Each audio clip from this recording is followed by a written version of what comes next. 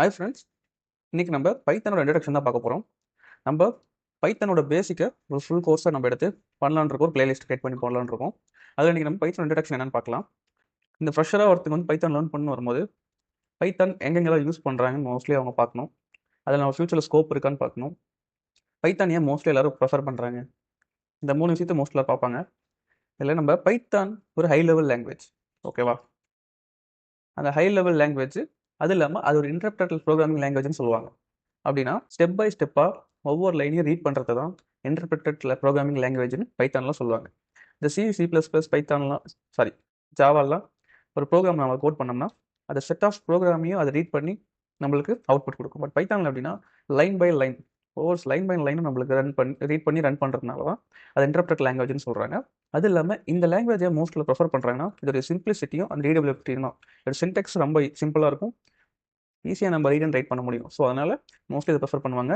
அது இல்லாமல் இது வைட்லி யூஸ் பண்ணுறதுனால, நிறைய வேரியஸ் டொமைன்ஸில் யூஸ் பண்ணுறதுனால இப்போ இது வந்து பைத்தான் தான் இப்போ வந்து மோஸ்ட்லி எல்லா சைட்லையும் யூஸ் பண்ணிட்டு இருக்காங்க. வெப் டெவலப்மெண்ட்டில் okay, data analyst, AI, ML, mostly எல்லா ஏரியாலையும் பைத்தான் தான் இப்போ கவர் ஆகிட்டு இருக்கு. ஸோ அதனால் அந்த ஒரு ரீசனாலையும் நம்ம ப்ரிஃபர் பண்ணுவாங்க.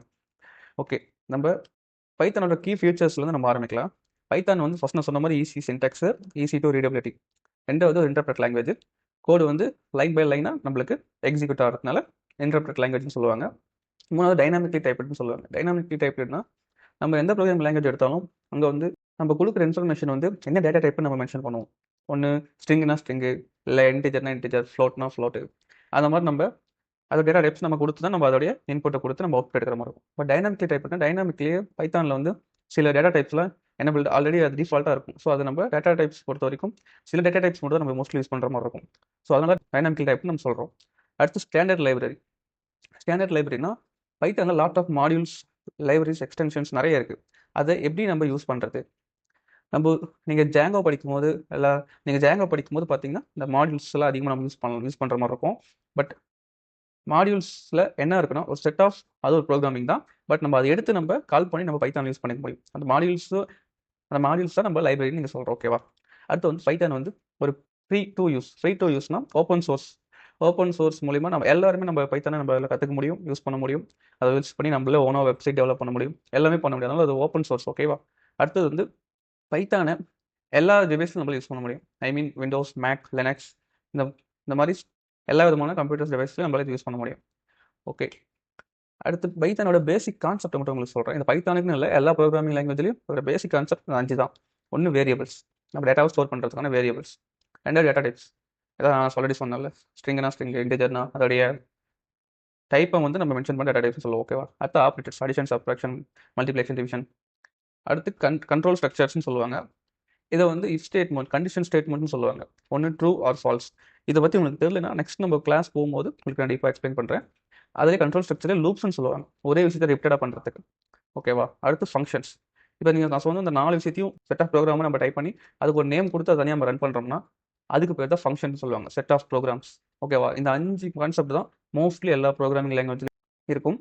ஸோ இது ஒரு பேசிக்னு வச்சுங்களேன்.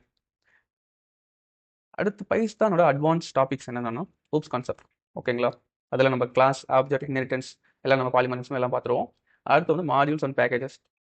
ஆல்ரெடி சொன்னல உங்களுக்கு, மாடியூல்ஸ்னால் லைப்ரரிஸ், அதெல்லாம் ஆல்ரெடி இருக்கிறத நம்ம எடுத்து ரீயூசபிலிட்டி பண்ணிக்கலாம். அடுத்து எக்ஸப்ஷன் ஹேண்ட்லிங்னா எரர் ஹேண்ட்லிங்னு சொல்லுவாங்க. நம்ம கோடிங் டைப் பண்ணி ரன் பண்ணும்போது எரர் வரும், பார்த்துருக்கீங்களா? அந்த எரரை எப்படி ஹேண்டில் பண்ணுறது, அதுக்கு பார்த்து எக்ஸப்ஷன் ஹேண்ட்லிங் சொல்கிறாங்க. அடுத்து ஃபைல் இன்புட் அவுட்புட்னு உங்களுக்கு கொடுத்துருக்காங்களே, அது ஃபைல் ஹேண்டிலிங். ஒரு ஃபைலை எடுத்து ரீட் பண்ணவோ, ரைட் பண்ணவோ, எடிட் பண்ணவோ எப்படி பண்ணுறதுன்னு பார்க்குறது தான் ஃபைல் ஹேண்ட்லிங். அடுத்து லைப்ரரிஸ் இந்த ஃப்ரேம் ஒர்க். இது வந்து நம்ம ஜாங்கோ படிக்கும் போது உங்களுக்கு நான் எக்ஸ்பிளைன் பண்ணுவேன். ஃபஸ்ட்டு நீங்கள் பைத்தான் ப்ரிஃபர் பண்ணும்போது பைத்தான் எக்கோசிஸ்டம் ஃபஸ்ட்டு நீங்கள் பார்க்கணும். அதை வைட்லி எங்கே யூஸ் பண்ணுறாங்க, ஃபியூச்சரில் ஸ்கோப் இருக்கா, இதெல்லாம் நீங்கள் வந்து செக் பண்ணிக்கோங்க. ஏன்னா பைத்தான் தான் ஃபியூச்சரில் எல்லா இடத்துலையும் ஒர்க் ஆக போகுது. I mean data science okay, data அனலிஸ்டா, வெப் டெவலப்மெண்ட்டு, மிஷின் லேர்னிங், ஏஐயில் எல்லாம் மோஸ்ட்லி எல்லா ஏரியாலையும் பைத்தான் தான் ஃபியூச்சரில் இருக்க போகுது. ஸோ பைத்தான் படித்தா உங்களுக்கு ஃபியூச்சரில் ஸ்கோப் அதிகமாகவே இருக்குது. ஓகே, இன்றைக்கி நம்ம பைத்தனோட இன்ட்ரடக்ஷன் பார்த்துட்டோம். அதில் பைத்தனோட ஸ்கோப் பார்த்தோம், அதோடைய கீ ஃபியூச்சர்ஸ் பார்த்தோம், அதை எங்கே யூஸ் பண்ணுறாங்க எல்லாம் பார்த்துட்டு, ஓகேவா? நம்ம நாளையிலேருந்து நம்மளுக்கு டெய்லி ஒவ்வொரு வீடியோவாக பைத்தானில் இருக்கிற ஒவ்வொரு டாப்பிக்காக எடுத்து நான் வீடியோ போடலான்னு இருக்கேன். நம்ம சேனல் சப்ஸ்கிரைப் பண்ணிக்கோங்க. உங்களுக்கு எதனா டவுட்ஸ் இருந்துச்சுன்னா நீங்கள் கீழே கமெண்ட் செக்ஷனில் போடுங்க, நான் உங்களுக்கு கிளாரிஃபை பண்ணுறேன். தேங்க்யூ ஃபார் வாட்சிங்.